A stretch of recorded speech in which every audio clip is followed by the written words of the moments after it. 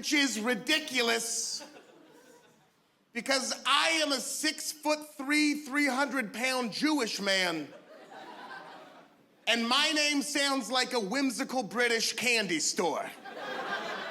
This should not be Ian Karmel. Ian Karmel should be the place in Narnia where you get Turkish delight. That should be Ian Karmel. My name should be like Shlomo Pudding Tits.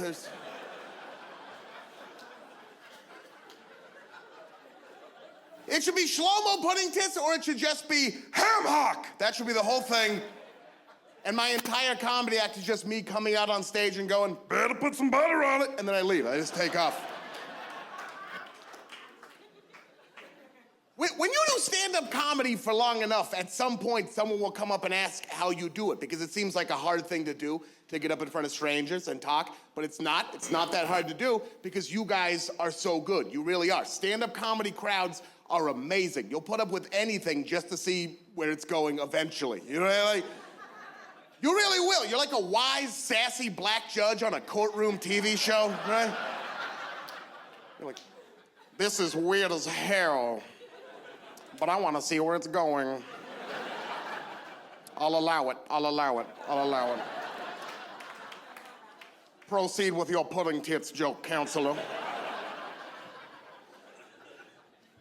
I have a girlfriend, which is weird, because I look like I'm constantly going through a really bad breakup. That's my life.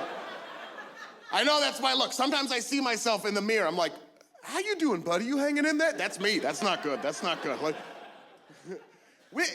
my girlfriend is so much better at arguing than I am. She's amazing at arguing. She can come up with these eloquent ways to express exactly how she feels. Like, we'll be arguing and she'll be like, I feel like you don't even know who I am, do you? I'm just a book and you looked at the cover. That's all that happened here. You didn't open up the book. You didn't read what was inside. You don't know the plots or the storylines or the characters. Maybe you should crack open the book sometime, Ian. Maybe you'll read about something you love.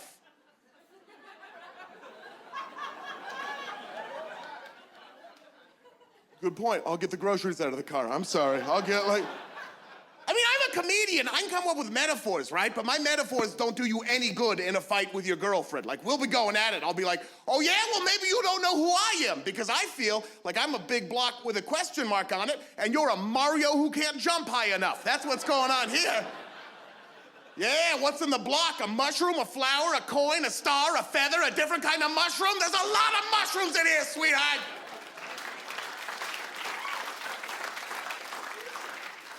I'm sorry for yelling. I'll get the groceries. I'm sorry.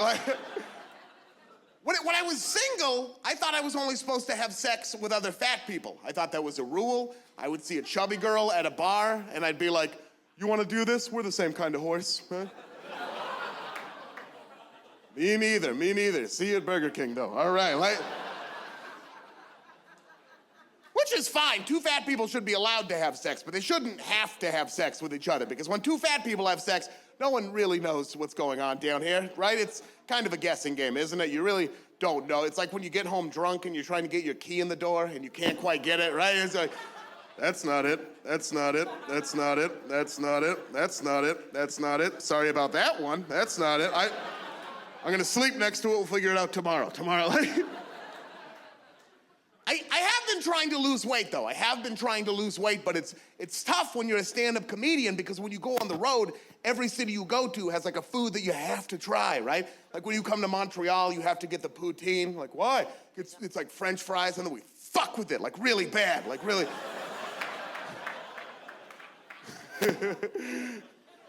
But some of them are good. Poutine's good. Some of them are bad. But I was in Minneapolis doing stand-up recently. And in Minneapolis, they have something that you have to try. Because in Minneapolis, they have something called the Juicy Lucy, you guys. For those of you who don't know what it is, the Juicy Lucy is a cheeseburger where the cheese is inside the meat somehow. I have no idea how they got it in there. I don't. Probably the last thing a wizard did before he died. That's probably it. It was like, one for you, humans, alakazam! And then his robes fell to the ground, a bunch of ravens flew away, there was a rainbow for a week. That's what happened, we're on the same page. I ate it even though its name is the Juicy Lucy, which sounds like a prostitute that an old-timey gold prospector would pass on. Really? What did you say your name was? Juicy Lucy? No thanks! Count Races, sing that song, dude.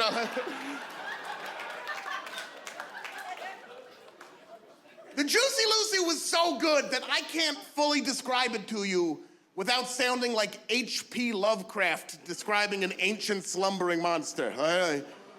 Melting cheese roils into melt inside an infernal prison of lightly seasoned grass-fed ground beef, underneath which lurks an army of pickles and sautéed onions, quivering in furious anticipation of the evil they have yet to unleash upon your unsuspecting virgin tongue. Sesame seed buns stand helpless vanguards, unable to hold back the onslaught of ooey gooey cheesy flavor that lurks mere millimeters from your merciless maw.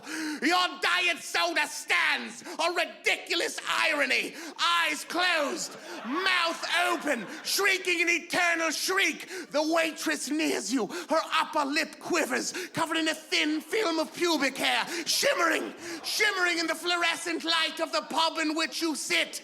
The fat man next to you's head turns slowly, a millstone, grinding, his body a wasted carapace, his eyes blank canvases, revealing only that he too has stared into the salty blackness of the Juicy Lucy. And whatever gazed back took with it everything about him that was sane, decent, and whole.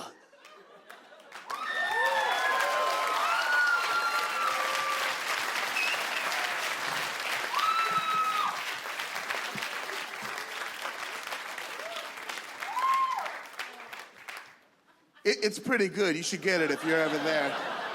Thank you for your time. I've been Ian Karmel. Thank you, Montreal. And this was her argument. She goes, what if one of those illegal immigrants that we see in the neighborhood tries to break into the house and rape me? I'm like, what do your fantasies have to do with this? Never hear your fat friend say something like, no, I really shouldn't. You walk with your fat friend, middle of the night. You want to stop for some pizza? Hell yeah.